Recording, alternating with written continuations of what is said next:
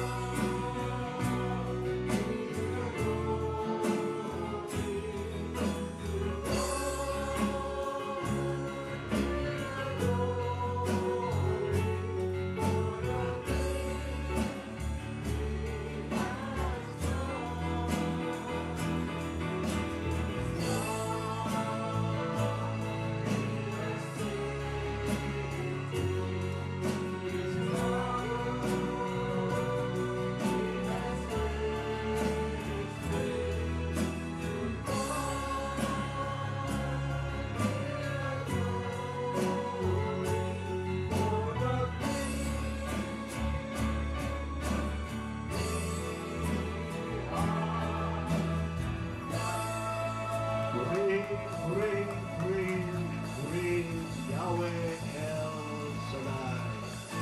Praise. Pwede na po tayo maupo, mga kapatid, brothers and sisters. Good evening po dito sa taga Alhambra. Magandang gabi po sa ating lahat. It's my first time na mapunta ako sa bahay nila Sister Tina. That's why, nung makita ko yung sabi nila Sister France, sabi ko kay Sister Nelly, finally makapunta tayo sa bahay nila Sister Tina. You know what? I'm so blessed kasi po, nanonood ako sa El Shaddai Forever. Nakikita ko yung gawain dito. Kaya sabi ko, this house is a house of praise. Pagmukha din sa amin sa Moreno Valley, yung bahay namin tinitiran, doon din po ang tiparan ng mga magkakapatiran kay Yahweh El Shaddai. Kaya I'm so blessed na nakarating kami dito ni Sister Nelly. Actually, sa sobrang excited po, alas 6 pa lang nandun na kami sa harapan. Sabi ko kay Sister Nelly, di ba rin maaga tayo kaysa naman sa late. Pero up to like 6:30, wala pa tayo nakikita dumarating. Sabi ko, tuloy ba yung gawain dito? Paano? May nakita kaming dalawa. May dalawa pang alagang aso sa labas. Nagbalakad. Sabi ko, hindi naman siguro sila dito. Mga kapitbahay. So, we're so happy po. I'm blessed na binaliktad ni Yahweh sa gawain niya sa Alhambra. This time sa pamamahay ng sa kapatiran natin. At alam ko naman na tayo lahat ay blessed na blessed ngayon sa gabi nito dahil lahat kayo tumugon sa kanyang pananawagan. Di ba? Alam ko po naman, lahat tayo na tumugod kay Panginoon Yahweh El Shaddai, hindi uuwi. Sabi nga ni punong lingkod natin, ang lahat na tumutugon sa kanyang pananawagan, uuwi na may daladalang pagpapala. Pagpapala, maraming pagpapala ibibigay ng Diyos. Nandiyan ang kagalingan, mga kasagutan ng mga panalangin natin. Hindi mo pa inisip, alam na ng Diyos yan, di ba? Kaya, blessed na blessed po tayo. At saka, madalas ko rin po sinasabi to sa mga gawain na napuntahan ko. yung pagising pa lang natin, blessed na tayo. Kaya sabi ko, every gising is a blessing. Amen. Dahil kung di tayo gising, wala tayo dito. Pero, alam ko naman, natitingin ako doon sa likod ni brother, nakatawa si daddy. Naka-smile si daddy. Sabi ko, sa loob ko lang, alam ko ang presensya ni daddy nandito. Nakikinig sa mabuting balita ng Diyos. Sabi nga, medyo may kinakabahan ako kasi sobrang excited ba ito o nung pili o nakikita ko si brother ka. Kaya pagbasa ko sa gospel masyadong malapit kasi doon sa church medyo malayo na yun, hindi ko nakikita Pero it's okay. Basta tayo ay sumunod kay Yahweh Shaddai, kahit malayo malapit, sumunod tayo dahil ang gusto ng Diyos, ang lahat na sumusunod sa Kanya ay Kanyang pinagpapala at alam niya ang lahat ay nagmamahal sa Kanya. Amen? Sometimes quality number is better than quantity numbers of listening the Word of God. Amen. Kasi bakit? Ang dami nga nakikinig, ang dami nga umatin, hindi naman nakikinig, hindi naman sinasa puso. Maraming ganun. Hindi na naman sa gawain ng community ng El Shaddai, sa ibang ministry. Siguro dumarating lang sila, minsan maraming masarap na pagkain, pero deep inside, wala naman sa kanila, hindi naman sinasabuhay ang lahat ng nadidinig nila. Pero ang mga anak ni Yahweh Shaddai, I believe, naniniwala ako, hindi pa lang pumasok dyan, naniniwala sila na ang salita ng Diyos ay magbibigay sa kanila ng pagpapala. Kaya lahat ng nandito, na alam ko naman, nasa quantity na kayo, nasa quality pa kayo, at alam ko, lahat na nandito, blessed na tayo. Amen? Kaya, yung mga sharing po kanina na ako ay nabibless, lalo na kay nanay, sa mga pamaapo niya, sa ating mga young adults na nandito, walang sayang na oras na ginagawa nyo sa oras nito, nagsiserve sa Panginoon, alam ng Diyos kung ano ibibigay sa inyo. Kagalingan, especially yung mga sinyari nanay, kagalingan ibibigay niya. Marami pang ibibigay ng Diyos. Basta pag nilayan natin ngayon po ang ating gospel, makakapunta rin po tayo sa mga sharing mamaya. Dito na tayo sa reflection natin sa gospel. Sabi po sa reflection natin, at kung alam po natin sa mga panahon ngayon, as we gathered, malapit na po ang tawag ito, yung accession. Yung accession po ng, we are now on the 6th Sunday po, Easter. And then, as we get closer, the ascension of our Lord Jesus, yung dakilang kapistahan ng pag-akyat ng Panginoon Yesus sa langit at ang Pentecost Sunday rin. Susunod-sunod na po yan. Our Lord Jesus reminded us on this Gospel of John ang kanyang paalala sa atin na kailanman hindi tayo pababayaan. Hindi tayo pababayaan sa pagkatakot sa anumang bagay, sa kadiliman ng buhay, at iba't ibang kasamahan lalapit sa atin. Mga kapatid, habang papalapit na tayo sa pagtatapos ng panahon, muling pagkabuhay, paalala sa atin ngayon, ng bunga ng muling pagkabuhay ng Panginoon Yesus ay hindi lang tagumpay laban sa kamatayan, kundi isang bagong uri ng pamumuhay. Pamumuhay na ginagabayan ng pag-ibig, kapayapaan, at paninirahan ng Diyos sa atin. Amen? Sabi nga po dito sa verse 15, sabi, if you love me, you will keep my commandments. Sa Tagalog, kung iniibig ninyo ako, tutuparin nyo ang aking mga utos. Just like now, right? Sa kasalukuyan po, kayo ay nag-response sa gawain ni Yahweh. Especially sa mga young adult na na-share ko nina, dito sa Alhambra, dito pa lang po, it's a good example na kayo. It's a good example of showing your love and to follow His commandment. Not everyone ng mga young adults sa panahon ngayon, not lahat ay tumutugon sa pananawa ng Diyos. Pero yung mga young adults ng mga taga-Alhambra, tumugon kahit na may nararamdaman. Tumutugtog kahit may nararamdaman. Asahan mo mga anak, pagpapala ang ibibigay sa inyo. Amen. Experience ko po yan dahil kami noong mga panahon, marami kaming young adults. Tumugon, sumagot, sumunod, masasabi ko pong successful sila sa buhay ngayon. May mga pamilya na, yan, kamukha ni Brother Cory, may mga pamilya na, pero dahil sila sumunod at nagmahal sa Panginoon, pinagpala sila. Kaya kayo na nandito, huwag tayong maginawa dahil ng pagpapala ng Diyos, hindi natin masusukat. Darating at darating yan. Kaya lahat ng sumusunod sa Kanya, pinagpapala talaga. Binibigay niya ang biyaya. That's why sa mga young adult, just keep going what you're doing in this gawain. May ibibigay ang Diyos na maganda. Amen? This time po, brother and sister, in the present time, now, sa kasalukuyan, sabi nga sa Bible, sa verse 15, if you love me, you will keep my commandments. Sabi nga po sa present time, sa kasalukuyan, if you have someone you really love, kung meron kang minamahal, and then, siyempre, do you still remember po, nung mga panahon na yung mga couples who are present right now, yung mag-asawa na nandito ngayon, before we get married, nung mga panahon na yun, na nagliligawan pa lang tayo. Except yan, ha? Siyempre, mga bata pa, wala pa kayong asawa na. Yung mga couple na ngayon, kasalukuyan. Di ba? Pagka nung courting time na nagliligawan pa tayo, siyempre, mahal mo, kahit anong utos sa'yo, susundin mo. Bibigay mo. Katulad ni Sister Nelly. Ngayon, kasawa na kami. Sabi niya, Dati, kape.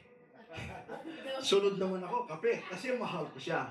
Kaya, alam ko naman, lahat tayo na nagmamahal, susundin natin ang mahal natin. Di ba? Susundin natin kung anong gusto niya.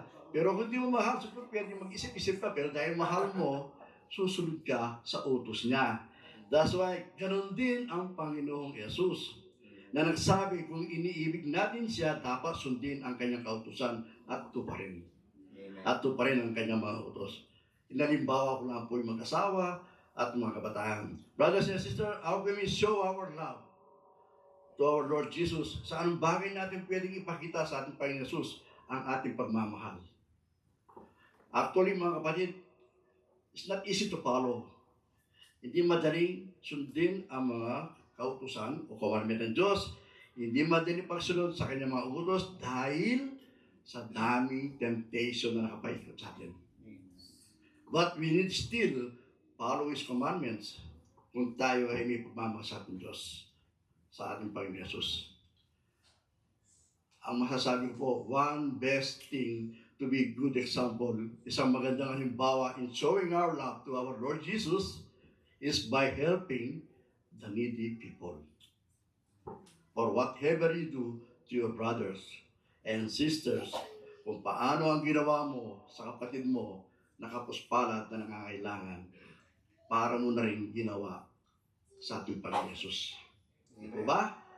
Ganyan ang Panginoon Jesus. Kung anong ginawa mo sa kapatid mo na nangangailangan o kapuspalad na naghihirap at siya'y tinulungan mo, para siya na rin ang tinulungan mo. Yan ang pagmamahal na pwede natin ibigay sa Diyos, sa Panginoon Jesus. Yung tumulong ka. Yung pagiging matapat sa kanyang mga salita. Ang Panginoon sabi na sino man nais magmahal sa Kanya, dapat maging tapat sa Kanyang mga utos at turo. At ang pagsusunod at pagmamahal sa Kanya ay pagsusunod at pagmamahal din sa Kanyang Diyos Ama ang Kanyang kalooban. Because our Lord Jesus being the Son of God, hindi lang naging tao, kundi mayroong likas din pagka-Diyos na siya ay tunay na Diyos. Amen? Ang umiibig ay tumutupad sa salita ng Diyos.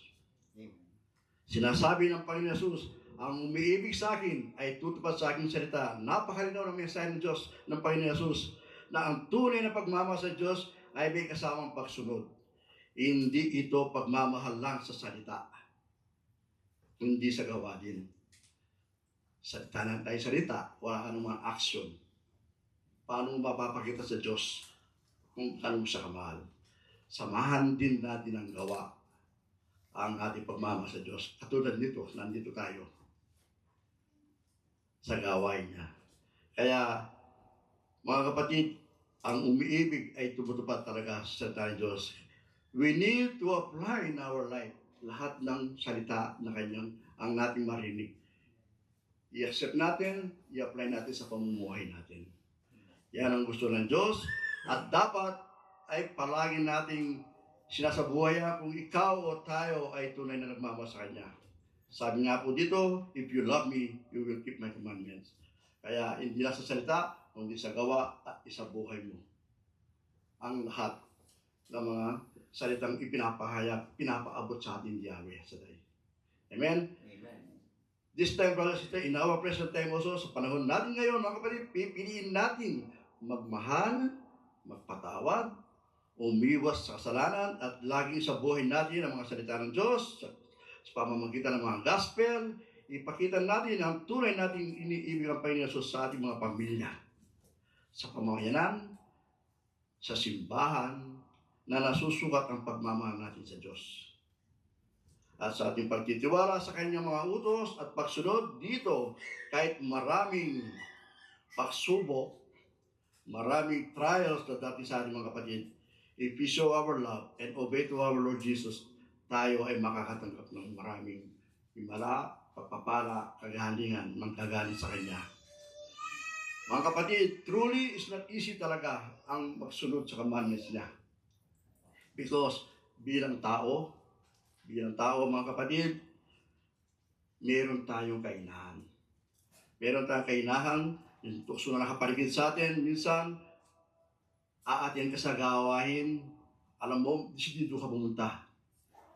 Meron lang gol malapit sa'yo, nag-change mind ka na. Yan ang kainahan natin paminsan-minsan. Yung temptation, yung tukso, haharangin ka.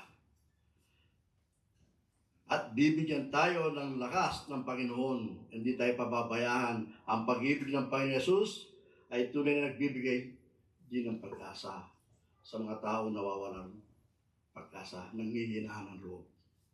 Kaya ang pagsubok na ating mga pinagdadaanan ay mga trials, kung tayo may maniniwala sa Panginoon na siya nagbibigay ng pag-asa, alam ng Panginoon ay yan ay napakadali lang sa Kanya.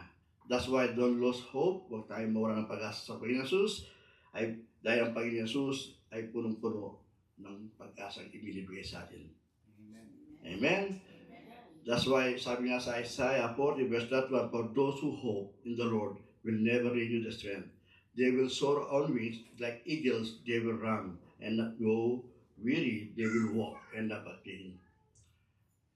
Dito na po tayo sa verse 16 at 18. Sabi dito sa verse 16 and 18, and I will ask the Father, and He will give you another advocate to be you always.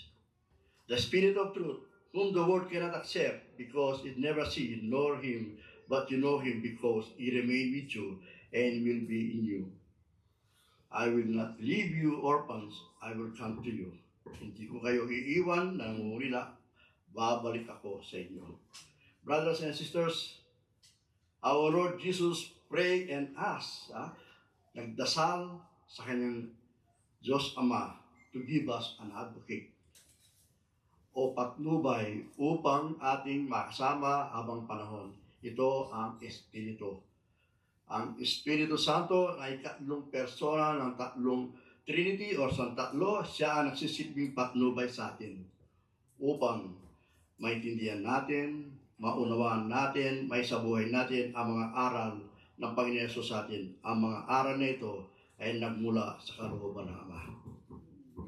Ang Diyos, mga kapatid, sa pamamagitan ng Espiritu Santo ay naninirahan sa mga tunay na mga tapat sa Kanya. Isang napakagandang pangako ang ibinigay sa atin ng Panginoon Yesus. Ang sabi niya ay, kami mananahan sa Kanya, ang Diyos mismo ang gustong tumira sa ating mga puso. Amen. Hindi siya isang malayong Diyos sa bawat taong sumusunod at umiibig sa Kanya. Ang Diyos Ama, ang Panginoon at ang Panginoon Yesus ay nanananahan sa pamamagitan ng Espiritu Santo na gumagabay at nagpapabanal sa lahat.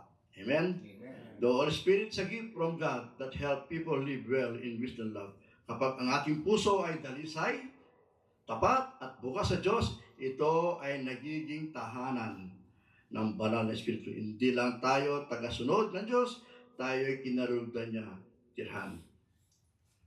Alam ko mga kapatid, sa gabi ito, sa araw na ito, dapat hindi tayo nandito o iba nasa lugar nanonood ng mga may laro ang Lakers ngayon. May laro ang Lakers ngayon. Pero nandito kayo at nakinig sa mabuting bata ng Diyos. Tsak yun. Hopefully mananalo ang Lakers. Amen. Alam ko, ang tukso talaga sasabay. Pero mas malakas ang tawag ng Holy Spirit sa inyo. Amen. Kayo tumugong. Bagamat nandito kayo sa pamamahay at dito pa rin natin nagawang ang gawain ni Lord, talaga naman ang blessing ng bibigay sa atin ng Diyos, sisikidli umaapaw. Especially sa mga nagbe-birthday sa Sabado, na nakita ko sa Facebook, natawa ako. yung latest niya kanina, natawa ako doon. Ganun din po. Yan, talaga nakaka-bless. Talaga yung ang pagtawag ng Banal na Espiritu, nagagabay sa atin, na ibinigay ng Diyos sa atin. Hindi tayo pababayaan. Ibigay tayong karunungan, kung anong bagay pangailangan mo, ibibigay niya. Kaya, kapag ang ating puso nga po ay dalisay, tapat, bukas sa Diyos, ito ay nagiging tahanan ng Banal na Espiritu. Ito ang kanyang paanya sa atin, linisin natin daw ang mga puso natin. Linisin natin ang mga puso, bigyan daan ng Diyos, at ayahan ang kanyang presensya. O ang kanyang Banal na Espiritu ang babay sa ating mga desisyon, damdamin, pananaw, kung ahayahan natin ang Banal na Espiritu na ibinibigay sa atin ng Diyos. Siya ang gagabay kung anong mga problema, kung anong bagay na yan, damdamin natin ang pananaw natin sa buhay. Siya lahat ang gagalaw. Ayahan natin siyang kumilos ang Banal na Espiritu sa buhay natin. Amen? Mga kapatid, ganyan tayo kamahal ng Panginoong Yesus. Dahil hindi niya tayo iiwan na nalulungkot. Kamukha ni nanay, sinatalo ni ng apo niya, hindi kayo pababayaan ni Yahweh. Amen. Yung sitwasyon mo kay nanay, yung Pepsi, tama yun. Pampatas talaga ng sugar yun. Si Sister Trista, saka yung at niya si Francis, may sakit, wala na yan. Tanggal na yan. Lahat na nandito, tanggal lahat ang mga nararamdaman natin dahil ang Diyos talagang mabait at nakasubaybay. Hindi tayo pababayaan. Kung paano sinabi niya rito, ang sabi niya rito, hindi tayo iiwan ng Panginoon Diyos na tayo nalulungkot at tayo ipapanubayan niya. Gagabayan tayo ng kanyang Espiritu Banal.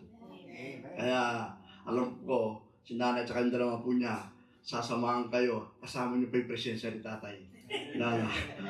Ang presensya ni tatay nandito yan, nakikinig din sa mabuting balita. Kaya tayo na nandito, na tumugon sa kanyang pananawagan, paulit-ulit, ang Diyos ang tumawag sa atin lahat.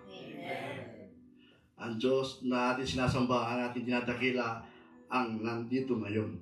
Kaya brothers and sisters, sabi dito, we are so thankful and grateful na meron tayong Diyos na binigay ng ang ating sariling anak. Di ba? Ang ating Panginoon Jesus. Binigay niya sa atin yan. Sabi nga, alam niyo natin yung scripture na John 3:16. Pamilyar na pamilyar sa atin yan. For God so loved the world that He gave His only and begotten Son. Whoever believes in Him shall not perish but have eternal life. Maniwala tayo. Siya ang daan, siya ang katotohanan, siya ang buhay. Siya ang nagsalba sa ating mga kasalanan. Amen? This time, brother, sister, sabi dito, in verse 19, sabi dito, sa Tagalog kung nababasahin, kaunting panahon na lamang at hindi na ako makikita ng sanlibutan. Ngunit ako'y makikita niyo sapagkat mabubuhay ako at mabubuhay kayo. Binaybay ko po ng konti yung verse by verse. Si anim na verse tayo. Not like last month, 40 verse. Hindi mo pwede baybayan, aabutin tayo ng ilang araw. Pero sa mga sanay na nagsishare, madali yung summarize. Pero siyempre sa tulong din ng Yahweh sa dahil sa tulong ng kanyang Banal na Espiritu, Kahit gaano kahaba ang verse, basta pinagdasal mo sa Diyos, ibibigay niya sa iyo ang refleksyon na maganda. Kaya lahat tayo mga kapatid na nandito, sa Kanya lahat ng gagalingan. Ano man kagalingan niya, ano man katalinuhan, sa Kanya lahat yan. Sa Kanya lahat.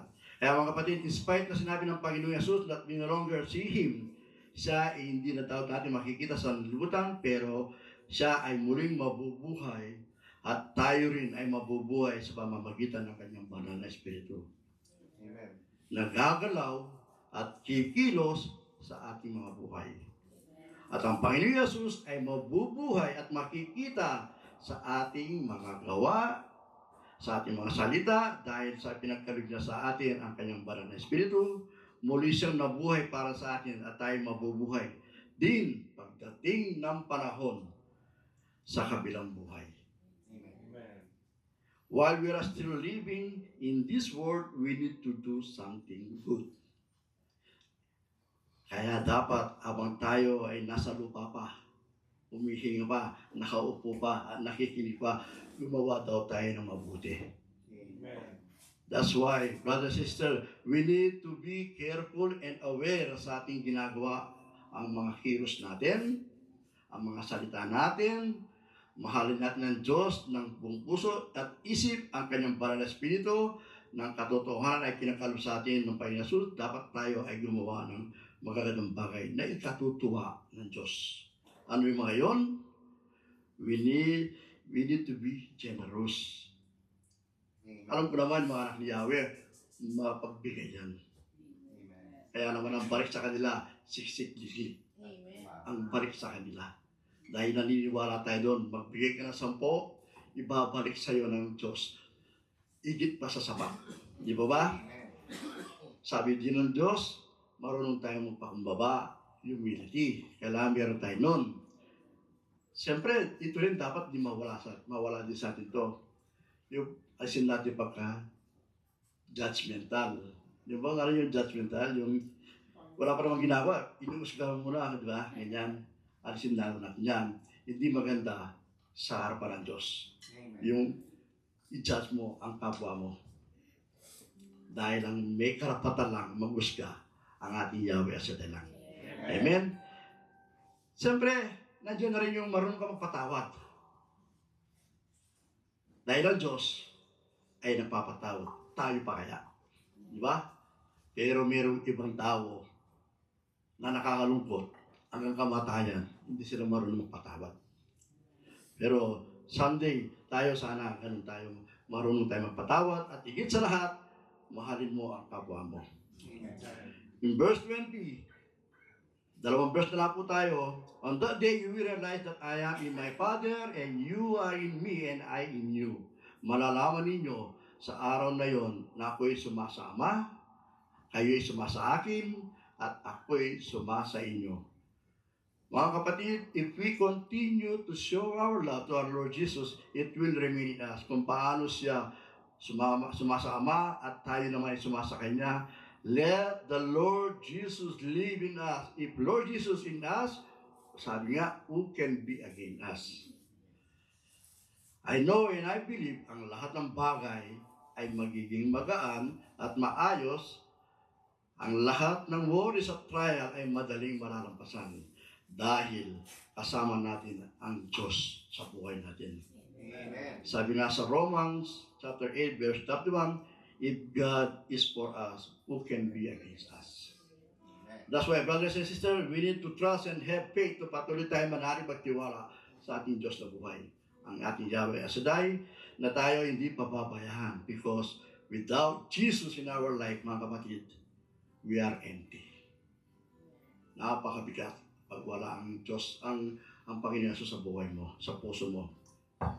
In our last verse, 21, sabi dito, whoever has my commandments and observe them in one who loves me, and whoever loves me will be loved by my Father, and I will love him and reveal myself to him.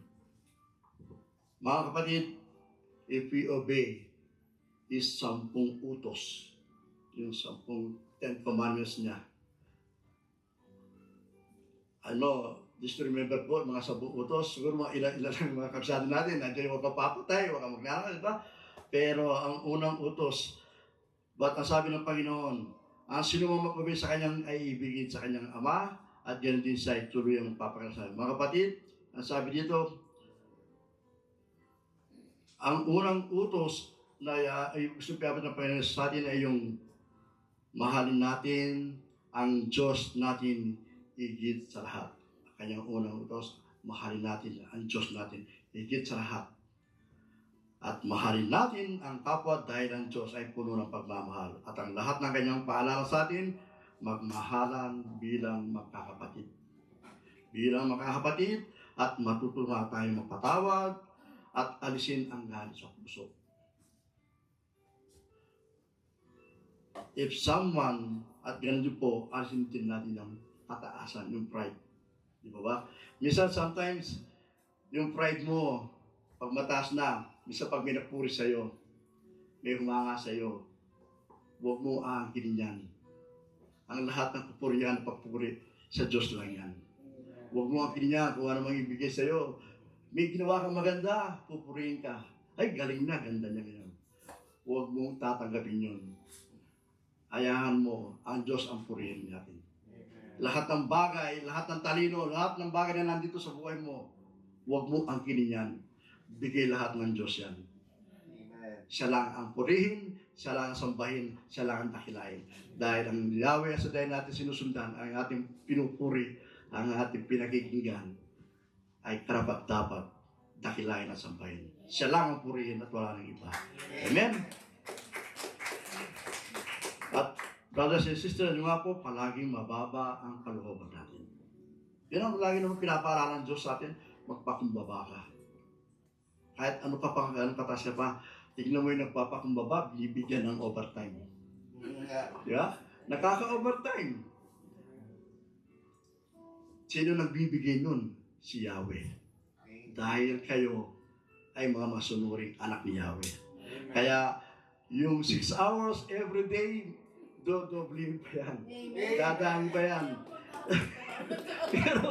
pero, yung kamukha ni brother, yung trabaho niya before, sa PAL, ngayon nasa care, wala, basta sa malinis na gawain, malinis na kung paano mo pinukuha yung pera, wala ka dapat ikaya. Amen. Yan ay bigay sa'yo ng Diyos. Negative, pero sa Panginoon, positive siya. Positive siya dahil siksik-liglig ibibigay plus ng plus yan, plus ng plus. Di ba? Mas maganda yung plus ng plus ang dating sa'yo kaysa naman sa negative na negative. Pag negative, bababa na bababa yan. Pero pag positive, negative ang physical health, but positive in spiritual life. Amen. Kaya, brother, you're so blessed. Kaya lahat tayo na nandito na nag-share kanina, positive tayo sa Diyos. Amen. Dahil ang Diyos, pag siya nagbigay ng plus, hindi mo na mailagay kung saan kayang pagpiyaya. Kaya, hindi sayang ang tumugon sa kanyang pananawagan sa araw na ito. Amen? Mga kapatid, patuloy tayong kinakausap ng Diyos. Patuloy tayong kinakausap ng Diyos. We need to surrender ourselves. Palagi tayong surrender sa kanya. Ayahan natin ang kanyang banal na espiritu na lubayan tayo para ating maintindihan ang lahat ng bahay. Katulad ng mga kanyang gawain na katulad nito, sana lahat ng mga salita niya ay lagi niyo po isa buhay. Isa buhay natin at makita, marinig ang Diyos sa salita natin at sa gawa. Ang pag-ibig ng Diyos ay tapat sa lahat na tumatanggap sa utos niya at sila ay kanyang pinagpapala. Ibigin natin ang Diyos ng tapat at igit pa sa buhay natin dahil ang Diyos, Ama, tayo ay ibigin kung tayo maging tapat. Pag-ibig natin sa kanyang anak na ang ating Panginoon Jesus, we are so thankful and grateful that we have an advocate who is willing to guide us. That is the Holy Spirit. In our life, mga kapatid, mahal tayo ng Panginoon Jesus kahit kailan hindi tayo pababayaan. Brothers and sisters in Christ, our Lord Jesus keep on reminding us to be obedience. Obedience na kayo dahil nandito kayo. Wala kayo sa tapat ng TV, nandito pa naman TV, pero mas magandang panuhurin ang mukha ng Diyos kaysa sa mga shoot na shoot. Dito sigurado tayo makakashoot sa mukha ni Yahweh sa dahil. Kaya Brothers and sisters, be obedient sa kanyang kautusan. Mahirap sundin, pero pilitin natin gawin. Pilitin natin gawin. Tiwala. Tiwala sa kanyang banal na espiritu na hindi tayo pababayaan. Amen. Trust. Faithful. Dapat malalim ang ating pananampalataya na hindi tayo pababayaan ng kanyang advocate, ang pinagbigay niyang advocate sa atin na patnubay ang banal na espiritu. And siyempre, love our God. Mahalin natin Diyos with all our heart and soul. Mga kapatid, let the Spiritong Banal ang kumilos at manahan sa buhay natin upang tulungan tayong makasunod sa kanyang mga utos at wala tayong magagawa kung wala ang banal na presensya. Ating napunto kayo at pakinggan natin ang ating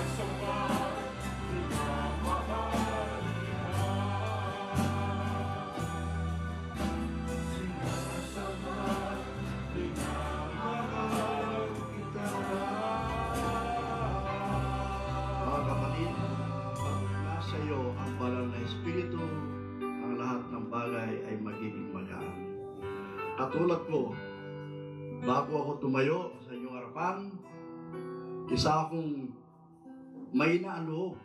Hindi ko kakayanin na i-share ko ang mabuting balita ng Diyos, na hindi ko akalain na darating ang point na ako'y tatayo at mag-share sa salita ng Diyos. It takes time. It takes time bago tumugon si Brother Pedi. Maraming pagsubok, maraming masasayang pangyayari na nakakalimutan ko ang pagtawag ng Banal na Espiritu sa akin. Pero this time, hindi na ako makapag-no sa Kanya. Sabi ko, yes Lord, sunod ako sa iyo. Tulungan mo ako, gabayan mo ako ng iyong Banal na Espiritu dahil hindi ko ito kakayanin. Lahat kami mamamahayag ng mabuting balita without the help of the Holy Spirit, hindi namin kaya.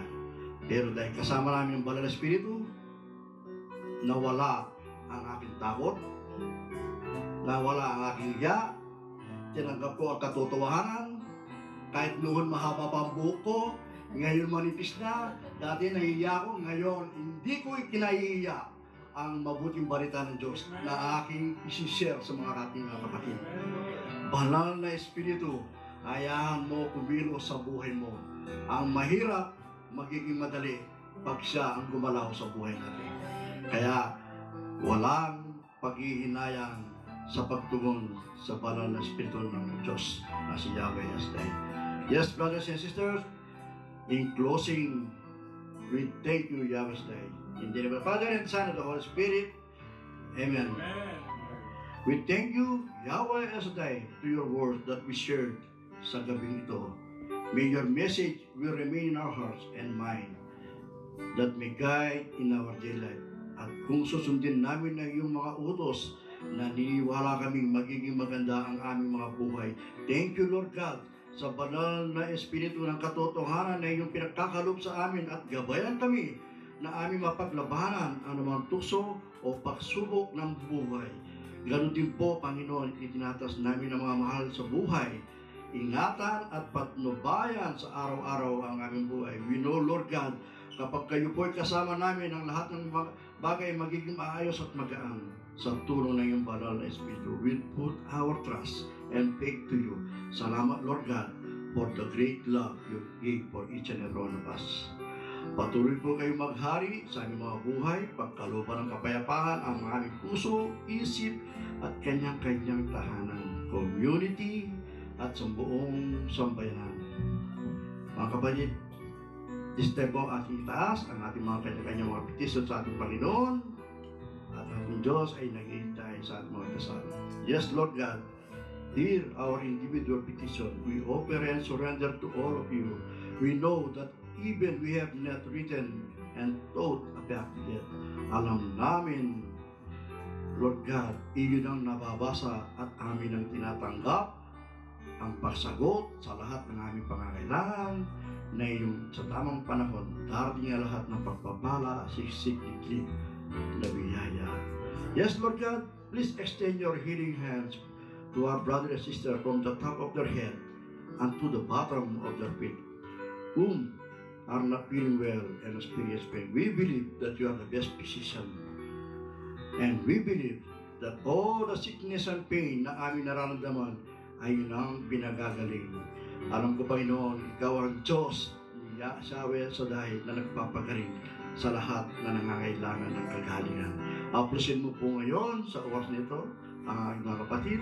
Alisin mo kung anumang bumabagabag sa kanilang mga kaisipan, sa puso at higit sa lahat sa spiritual life, Lord God. Aplusin mo sila na mapagpala mong kamay, paghalingin mo, Lord God.